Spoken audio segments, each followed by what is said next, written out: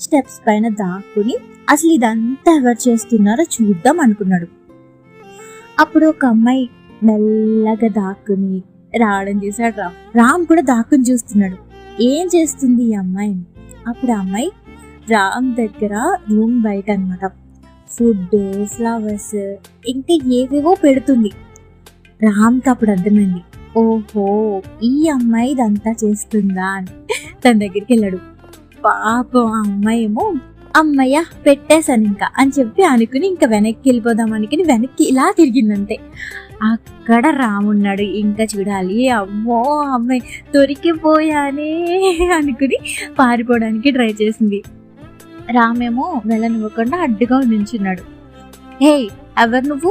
నా కోసం ఫుడ్ పెడుతున్నావు, ఫ్లవర్స్ పెడుతున్నావు, ఏమేంటో చేస్తున్నావు, నా కోసం ఎందుకు ఇవన్నీ చేస్తున్నావు? అసలు నా పేరు ఎలా తెలుసు నీకు? రామ్ అని పెట్టావు కదా, ఎలా తెలుసు నీకు అని అడిగాడు.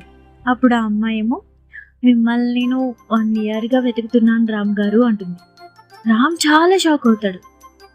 ఏంటి అసలు నువ్వెవరో కూడా నాకు తెలీదు, నా కోసం నువ్వు 1 yearగా వెయిట్ చేయడం ఏంటి అని అడిగాడు. అప్పుడు ఆ అమ్మాయి అంది, మీ పేరు రామే కదా, మీది కాకినాడే కదండి అని అడిగింది. అవును నాది కాకినాడే అని ఇక్కడ ఎవ్వరికి తెలీదు, కానీ నీకెలా తెలుసు అని అడిగాడు.